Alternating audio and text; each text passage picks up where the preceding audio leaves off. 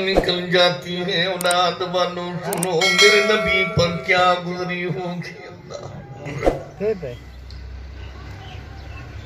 پھر کچھ مدت گزری دوسرا بیٹا حضرت عبداللہ جو ہی فوت ہوا اللہ کے نبی یوں ہاتھ میں پکڑ کر آسمان کو دیکھ کر فرماتے اللہ او کریم رحیم نا میں تیری رضا پر راضی ہوں مجھے صبر دے دے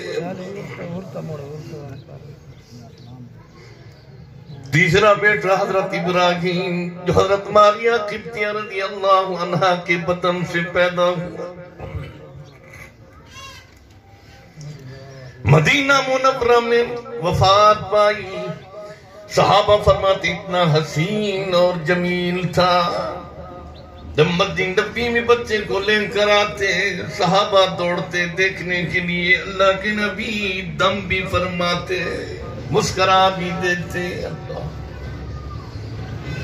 اما عائشہ صدیقہ فرماتی ہیں جب ابراہیم کی حالت غیر ہوئی میں نے آواز لگائی اللہ کے نبی حجرے میں تشریف لائے اللہ کے نبی جب تشریف لائے ابراہیم کو اپنے سینے کے ساتھ لگانا تھا کہ ابراہیم نے آخری سسکی لی اللہ کو پیارے ہو گئے آپ کے جسم پر کب کبھی تاری ہو گئی آپ کی آنکھوں سے آنکھوں جاری ہو گئے ابراہیم کو بوسہ دے کر فرماتے ابراہیم تو مجھے غم کے سمندروں میں چھوڑ کے جا رہا رب دکھا رہے ہیں موت اور حیات کا مالک میں ہوں اللہ الذی خلق الموت والحیات لیبلوکم ایکم احسن عملا اللہ نے یہاں موت کو پہلے ذکر فرمایا پھر حیات خلق الموت موت کو ہم نے پیدا کیا والحیات حیاتی کو ہم نے پیدا کیا اب جو کہتے ہیں نا مر گئے سے پتھر ہے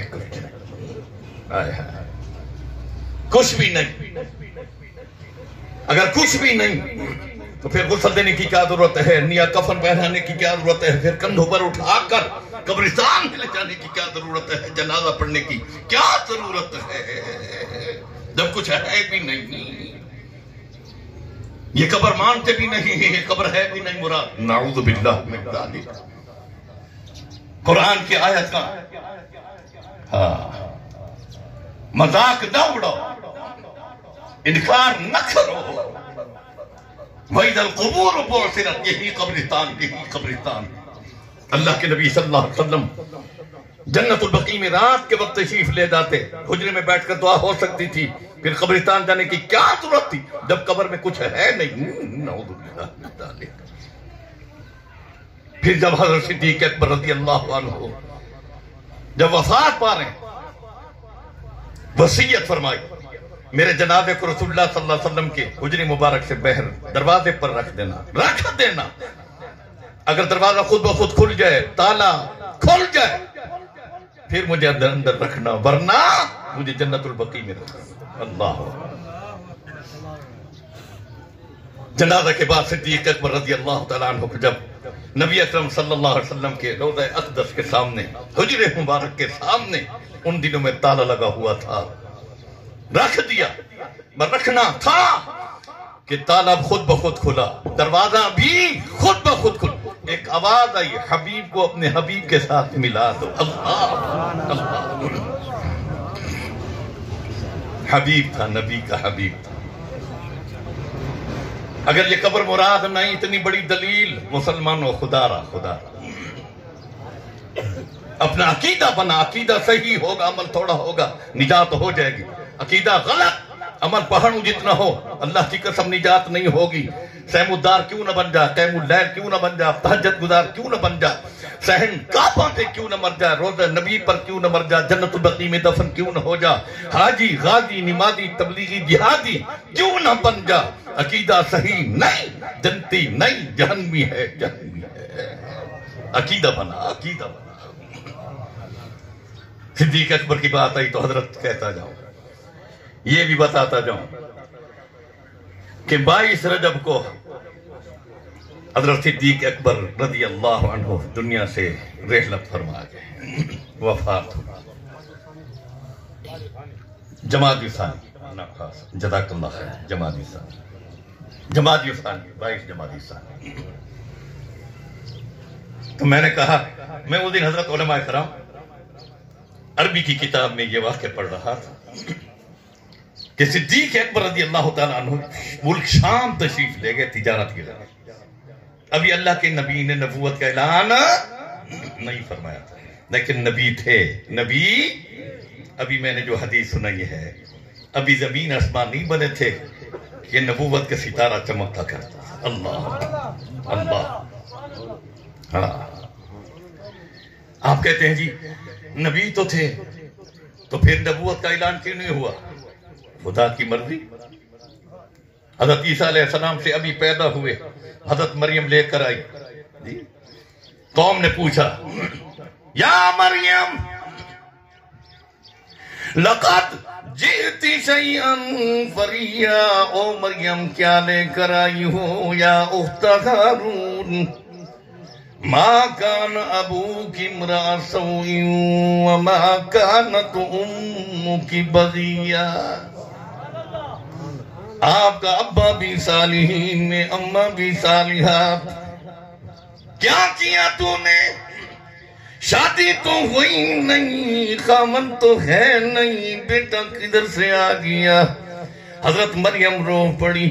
اللہ فرمانے لگے، مریم رو نہیں، فاشارت الی، در اشارہ تو کر اس بچے کی طرف، ابھی لے کر آ رہے۔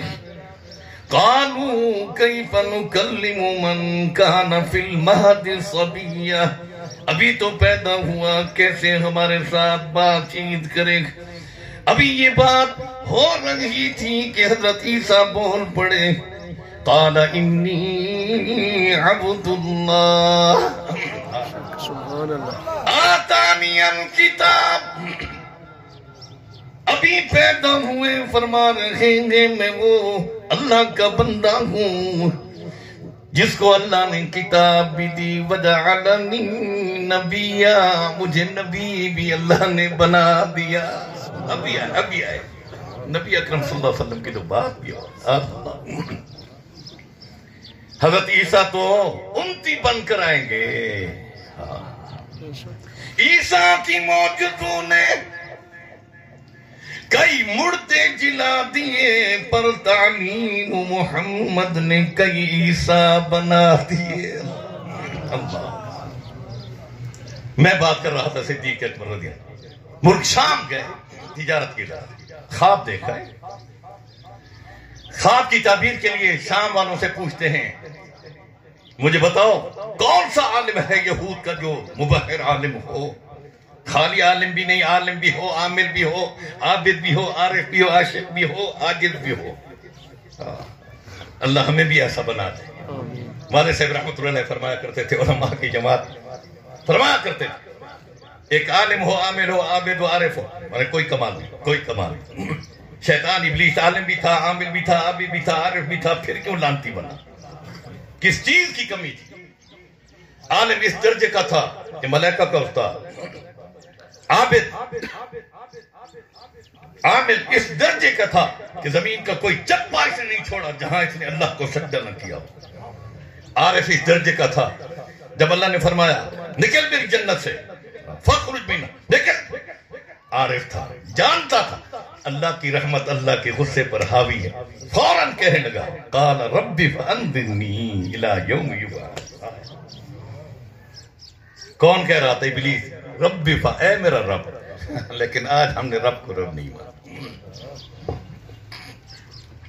دکان کو رب مانا، ملازمت کو مانا ہے، کھیتی باڑی کو مانا، کاروبار کو تو رب بنا، لیکن اللہ کو ہم نے رب نہیں بنایا۔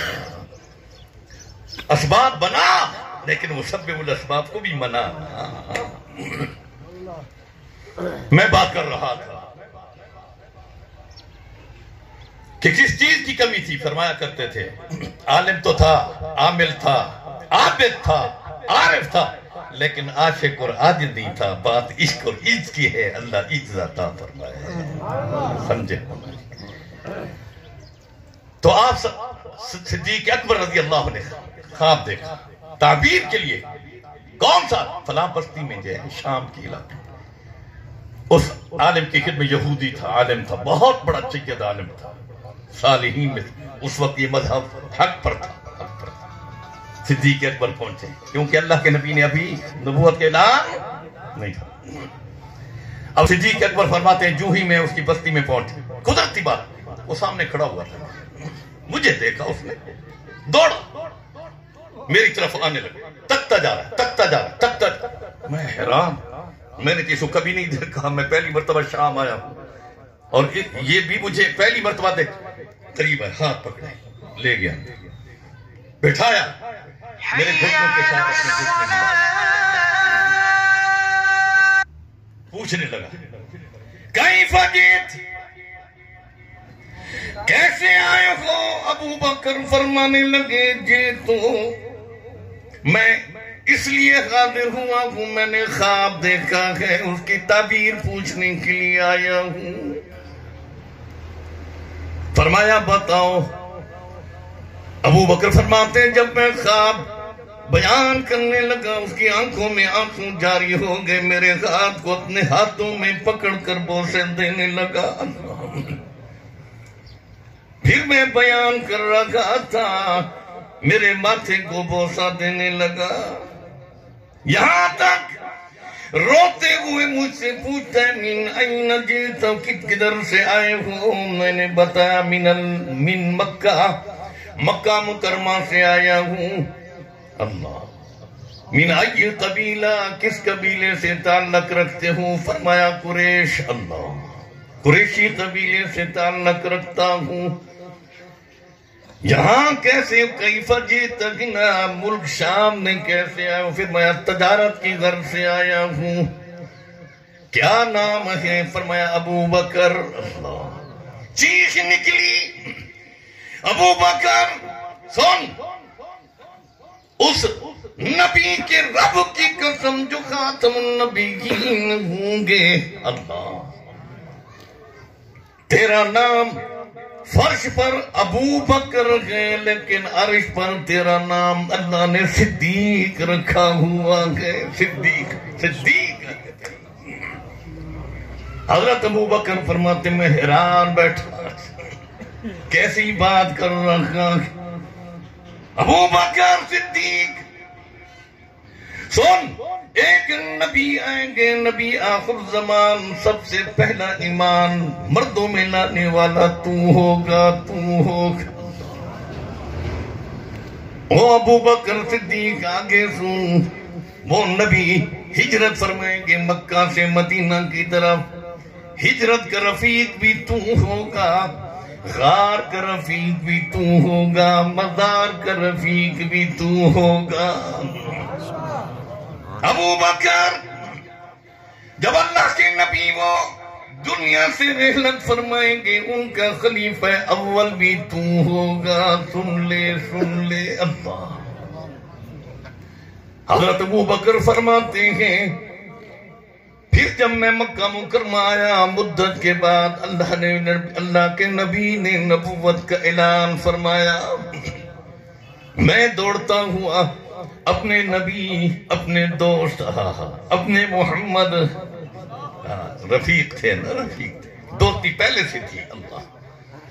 جو ہی میں اپنے رفیق کے پاس پہنچا میں نے کہا ایو الدلیل یا صاحبی، او میرے دوست، او میرے دوست، آپ کے پاس کون سی دلیل ہے جو نبوت کا آپ نے اعلان فرمایا ہے؟ اللہ کو یہ لفظ یا صاحبی، او میرا دوست، قرآن میں بھی اللہ نے یہی لفظ بتلا دیا. اذ ہما فی الغار اذ یقول لصاحبہ. اللہ. حضرت ابو بکر فرماتے ہیں میں نے پوچھا ای الدلیل، اللہ کے نبی نے میرا ہاتھ پکڑ لیا، مسکرا دیا، فرمایا اللہ کی قسم یہ خواب میں نے کسی کو نہیں بتلایا سوائے اس یہودی کی، تعبیر بھی کسی شخص کو میں نے نہیں بتلائی تھی، پہلی مرتبہ میں محمد رسول اللہ کی خدمت میں خاطر کھڑا تھا۔ ای الدلیل، آپ نے میرا ہاتھ یوں پکڑ کر فرمانے لگے ابو بکر انت رأیت الرؤیا فی الشام، شام کے اندر تو نے خواب دیکھا۔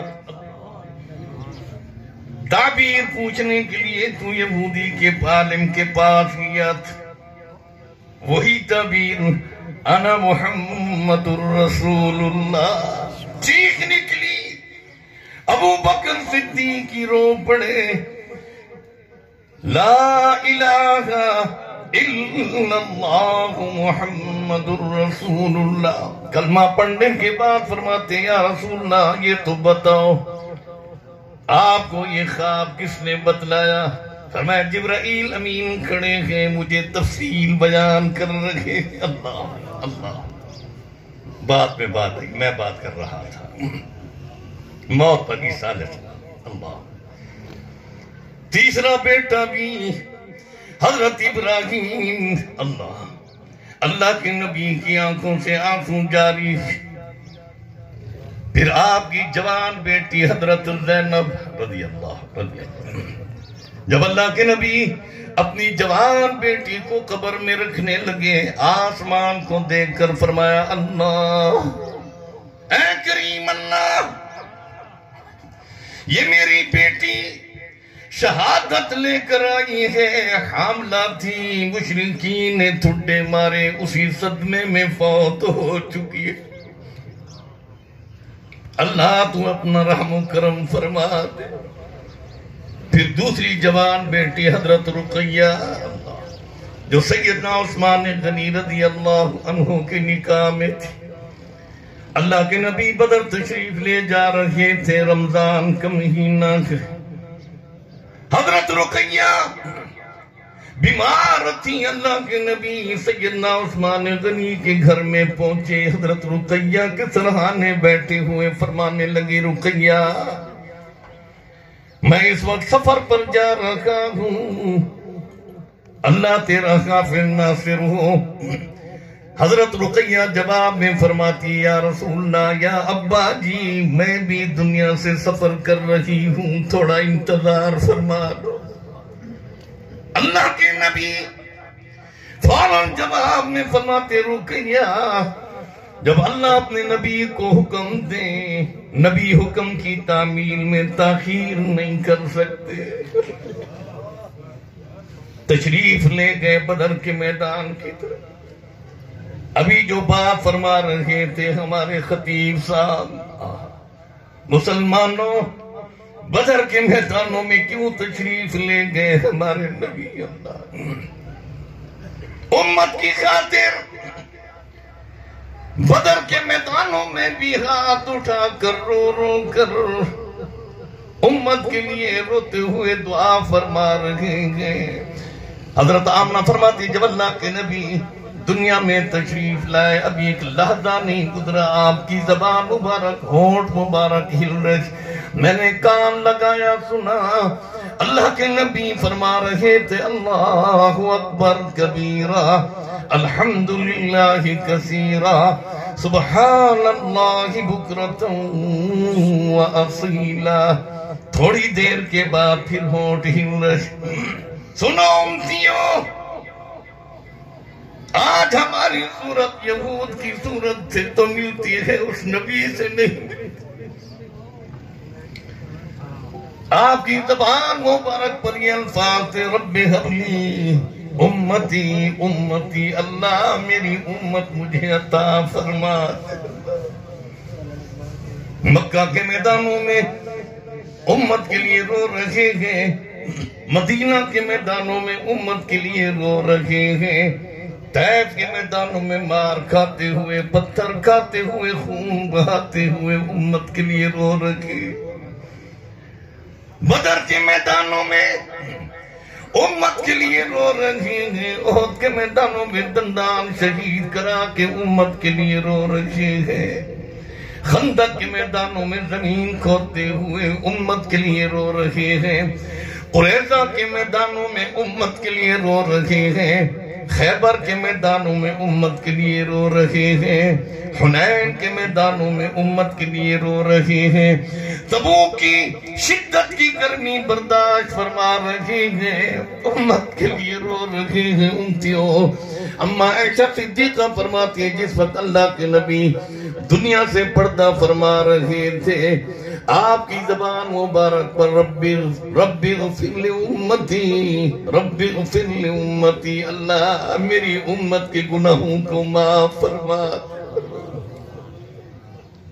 حضرت جبرائیل امین آ کر فرماتے ہیں یا رسول اللہ، حضرت اسرائیل علیہ السلام دروازے پہ کھڑے ہیں، اجازت دے۔ جبرائیل اجازت تو دیتا ہوں لیکن بات یہ ہے جاؤ پہلے اللہ سے پوچھ کر آؤ میری امت کا کیا بنے گا۔ امت کو نہیں بھلایا، امتیوں اپنے نبی کو ہم بھلا چکے۔ پھر محشر کے میدان، باپ بیٹے سے جدا، بیٹا باپ سے جدا، بیٹی ماں سے جدا، ماں بیٹی سے، دوست دوست سے، بھائی بھائی سے، بیوی خاون سے جدا۔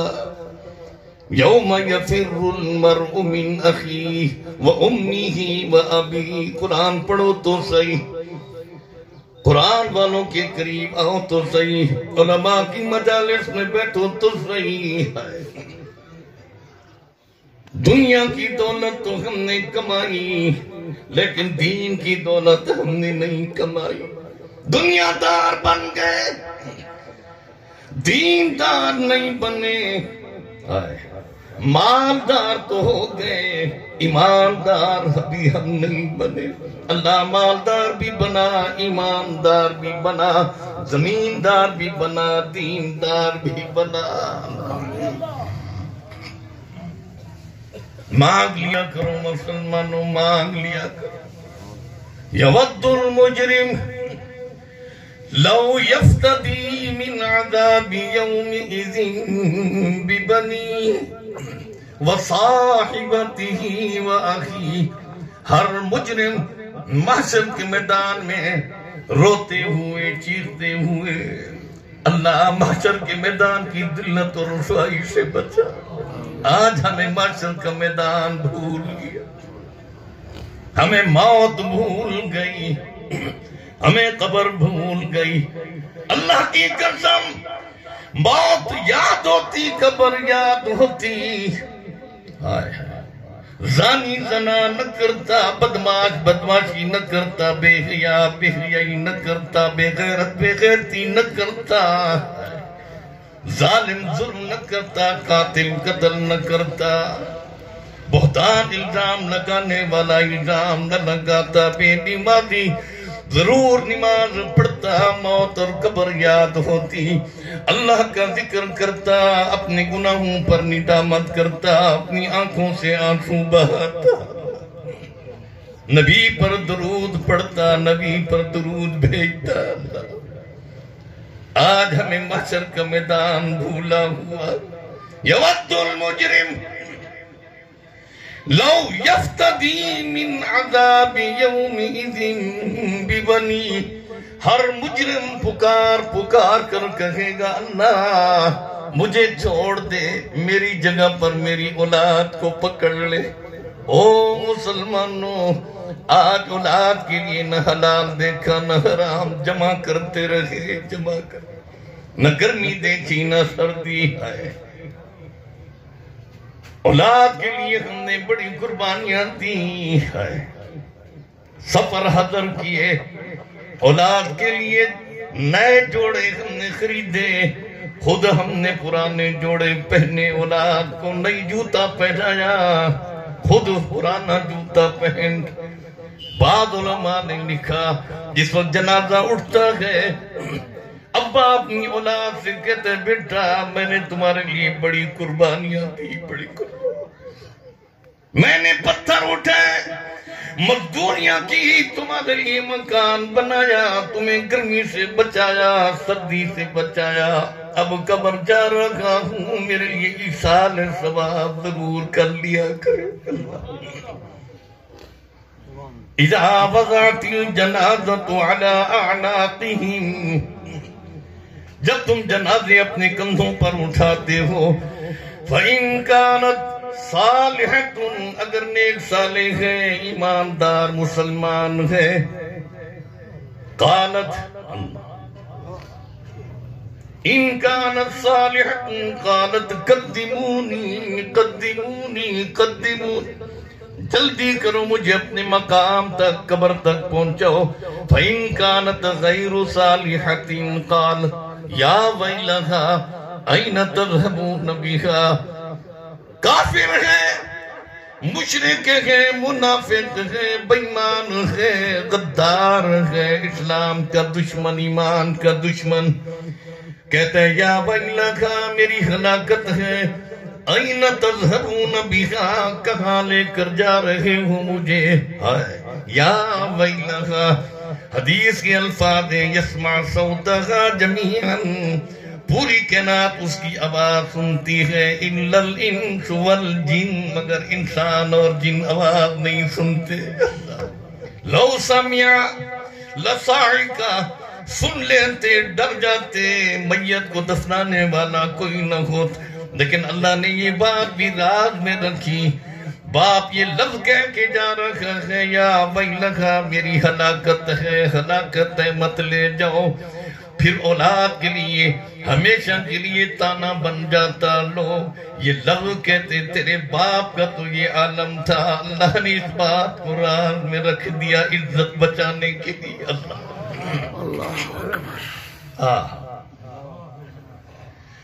میں بات کر رہا تھا، اب اللہ کے نبی صلی اللہ علیہ وسلم محشر کے میدان میں جب قرآن منظر کھینچ رہا، ہر شخص اللہ مجھے چھوڑ دے، میری جگہ اولاد کو پکڑ، وصاحبتہ واخی، اللہ میری بیوی کو پکڑ، مجھے چھوڑ دے، میرے بھائیوں کو پکڑ، مجھے چھوڑ دے، وَفَصِيلَتِهِ الَّتِي تُؤْوِي، میرے آبا اور اجداد کو پکڑ، بھانجے بھانجیوں کو پکڑ، بھتیجوں کو پکڑ، چچا ماموں کو پکڑ، وَصَاحِبَتِهِ وَأَخِيهِ وَفَصِيلَتِهِ الَّتِي تُؤْوِي وَمَنْ فِي الْأَرْضِ جَمِيعًا، اللہ ساری زمین والوں کو پکڑ، مجھے چھوڑ دے، مجھے چھوڑ دے، اللہ کلا انہا لظی۔ آج اس محشر کے میدان کا منظر ہمارے سامنے نہیں، میں کر رہا تھا، ہر امت اپنے نبیوں کے پاس جا کر کہے گی، اے اللہ کے نبی، اللہ سے شفاعت کیجئے، اللہ حساب کتاب جلدی شروع کریں، جلدی شروع کریں، کیونکہ یہ دن جو محشر کے میدان 50,000 سنۃ، 50,000 سال کا ایک دن ہوگا، ایک دن ہوگا۔ اللہ میں نہیں کہہ رہا، اللہ خود فرما رہے ہیں، اس دن کی ذلت رسوائی ہمیں منظور نہیں، اللہ جہنم بھیج دے، جہنم منظور ہے، تنگ ہو جائے گی ہر امت، اپنے اپنے نبیوں کے پاس جائے گی، انبیاء کی جماعت ہمارے نبی محمد الرسول اللہ کی خدمت میں تشریف لائیں گے، اے اللہ کے نبی، امتیں تنگ ہو گئی ہیں، کہتے اللہ سے یہ کہو، اللہ جلدی حساب کتاب شروع کریں، اس دن کی شدت و تکلیف برداشت۔ اللہ کے نبی سر سجدے میں ڈال دیں گے روتے ہوئے، اللہ فرمائیں گے او میرے نبی سر اٹھاؤ، مانگ جو مانگنا ہے۔ اللہ کے نبی فرمائیں گے امتی تنگ ہو گئے ہیں، کہتے ہیں انبیاء بھی کھڑے ہوئے شفاعت کر رہے ہیں کہ جلدی حساب کتاب شروع فرما دو اللہ۔ اللہ فرمائے کہ کون ہے میرے سامنے حساب کتاب دینے کے لیے کھڑا ہو؟ لمن الملک اليوم للہ الواحد القہار۔ اللہ کے نبی فوراً صدیق اکبر کا ہاتھ پکڑیں گے۔ صدیق اکبر کا اللہ حساب کتاب دینے کے لیے ابو بکر صدیق تیار کھڑے۔ اللہ کا غصہ جو ہی ابو بکر کو دیکھیں گے، غصہ جمال میں بدل جائے گا، پیار میں بدل جائے گا۔ اللہ فرمائیں گے یہ ابو بکر کے دنیا میں میرے ساتھ حساب کتاب نہیں کیا اس نے، آج میری رحمت گوارا نہیں کرتی، میں اس کے ساتھ کیسے حساب کتاب کروں؟ اللہ صدیق اکبر کی برکت سے حساب کتاب شروع ہو جائے گا۔ اللہ پھر بعد مفسرین نے لکھا ہے ان اللہ سریع الحساب،